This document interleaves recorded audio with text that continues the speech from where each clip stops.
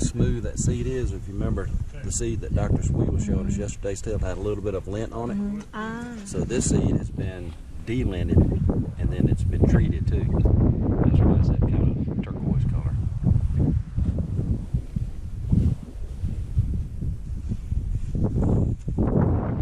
There's the seed right there. It's sitting happily in some moisture. About 2 more days it'll pop out of the ground. 2 more days. Are we going to water it? Because it's kind of dry. So he's got a little bit of moisture wrapped around right there. Ah, only with that. Yeah, that's all it needs for a cotton plant. Ah, okay. Little, very little. Oh, it's moisture. Yeah.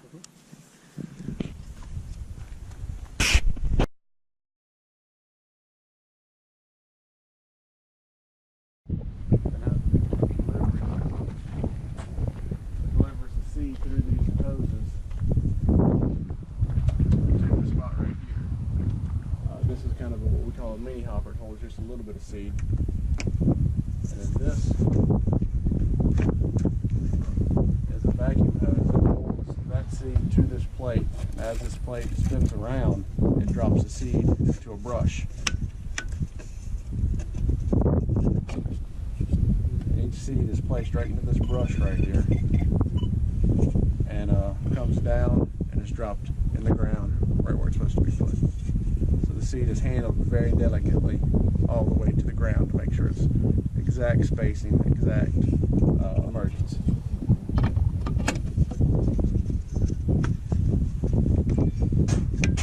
How many seeds that? 40,000 seeds to the acre.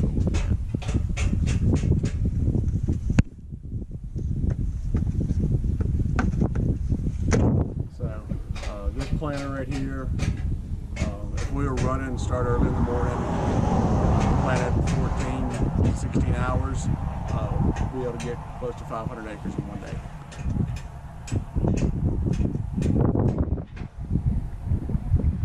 You want to see inside the cab? Yeah.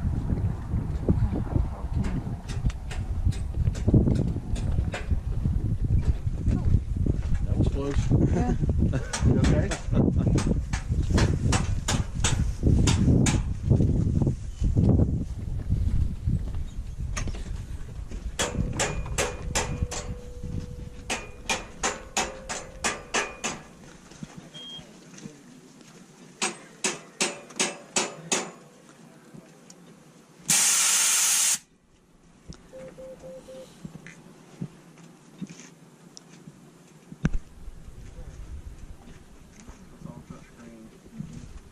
This would be the hydraulics, all the settings. This is actually the auto steer. Those lines are where he would be running. Field 34. That's the field we're in. See, there's the boundary of the field, and there's the tractor, and the rows will go this way. And we'll pick one of these lines right here. So you can do different views. There's the field, and there's the tractor in the field. So it knows exactly where the field is and knows exactly where we're supposed to go. This is the planter monitor. Each one of these are a row. We can look at our spacing, our down pressure, our rideability to make sure as we're going through the field, the planter's riding smooth, the spacing good, we don't have too much down pressure, but we have enough that we're going to get the seed in the ground where we want it to be. Everything we need to know about the planter. This planter's got hundreds of sensors all the way around it. It's all in here. So these things that we can do with this equipment is pretty amazing anymore.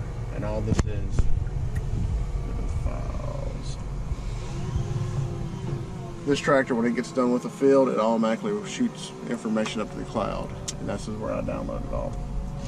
So I can sync the data; it's all ready to go. Import or export it,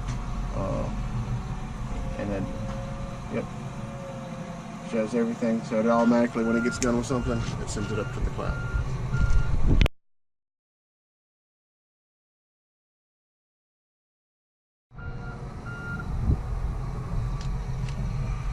It's really high. High, I mean, height. It's really high.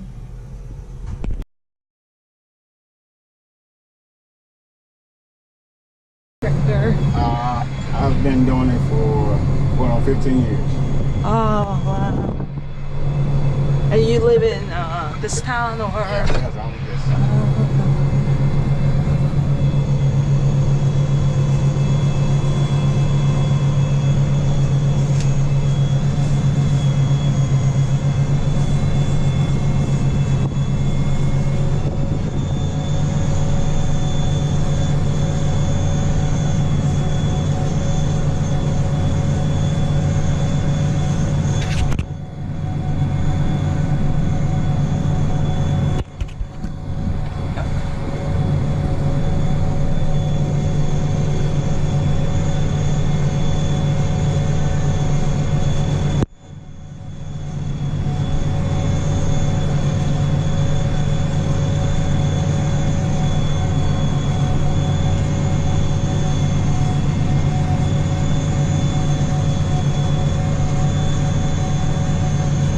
Does it get rid of the weed? yeah, those stalks that's there. Uh-huh. Yeah, if you look behind us, once we turn around, you'll be able to see. Oh, okay.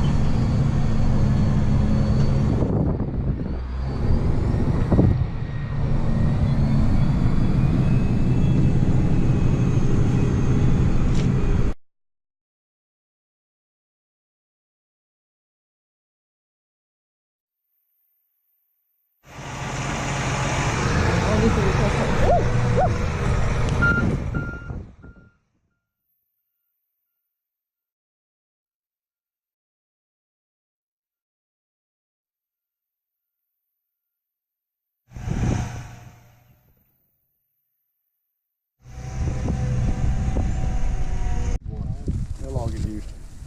These are the seeds. Hey man, I'm making fun of my life. It's been with me a long time. Make sure we don't get any of that everyday piece of paper in there. Yeah.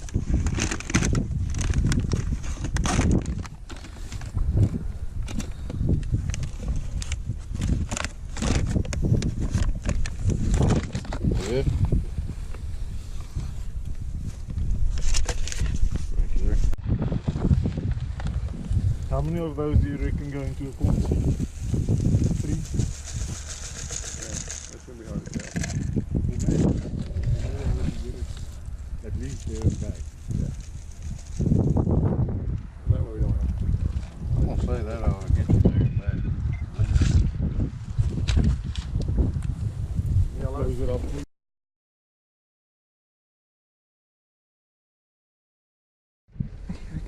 What Jeremy's doing, he's planting a variety crop. He has 4 or 5 different varieties of cotton he's going to plant. And he's putting the seed in these individual, what he calls a mini hopper.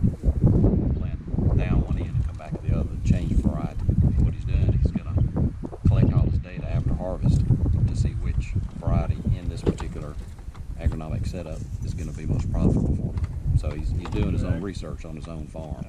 A lot of this research is duplicated or replicated in Stoneville at Delta Research and Extension Center. Not only do we do cotton variety research, but we do pesticide, herbicide research, irrigation research, pathology research, ag economic research, and all of that information is free and distributed out to farmers anytime they need it or want it.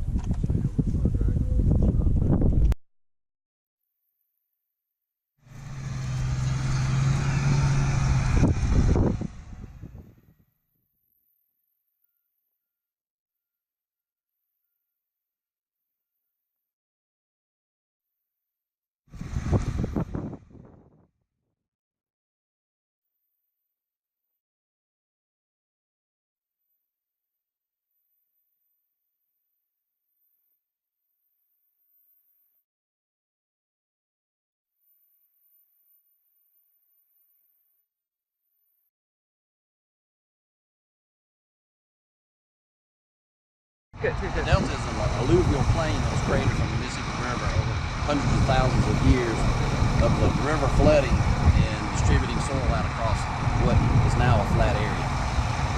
The delta is also one of the most intensely managed agriculture areas in the country. And some of the soil here is some of the most fertile in the world. So there's a high degree of concentration right here in this part of the delta.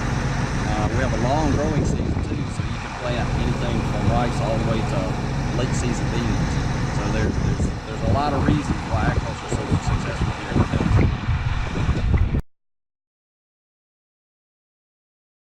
My name is Jeremy Jack. I'm the CEO of Silent Shade Planting Company. We farm cotton, corn, soybeans, rice, wheat, and peanuts on just under 12,000 acres.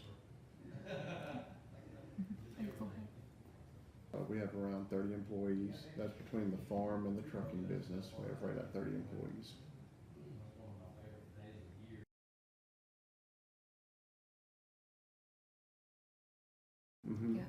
Cotton's going to be, I would say, 20 to 25% of our acreage and our gross income.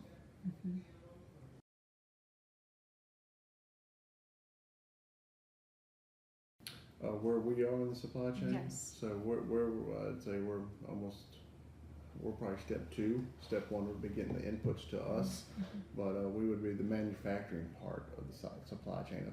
From the way I look at it is we're making the raw product. We take seed and we're growing that seed into a plant.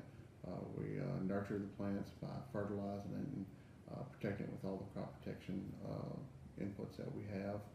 We harvest it, and then from a cotton standpoint, we gin the cotton, take the seed out of the cotton and the lint, bale it up, and then send it on to the next step, which would be the manufacturing part, where they make it into linens and then clothing from there.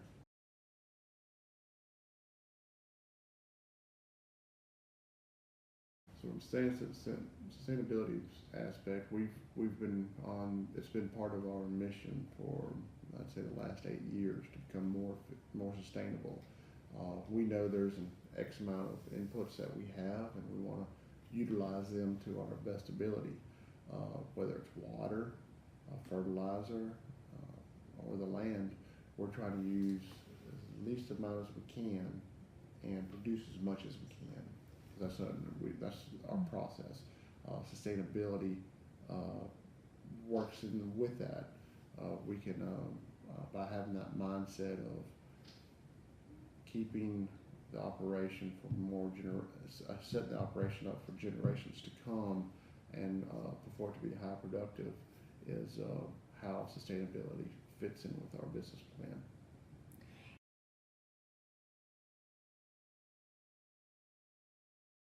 I think there's 2 ways of looking at it. Cotton prices are where they've been for hundreds of years, and one of the reasons why is the cotton industry has been to be able to produce a unit of cotton, or what, a bale, or whatever you want, 1 unit of cotton cheaper each year. And by doing that, we have a better product, we have more of it, and we have less money into it. So the practices that we're doing, whether it be harvesting or planting, are much more efficient now, and we're getting more per unit of what we have to spend on it. So therefore, it meets that definition of sustainability. I think going forward, we're going to allow cotton prices to stay low because of these things that we're doing, and it takes X amount of dollars. As a producer, I don't want low prices, but I do understand if the prices of cotton go higher, then I have other competitions. So we want to keep a good quality, affordable product for consumers. Because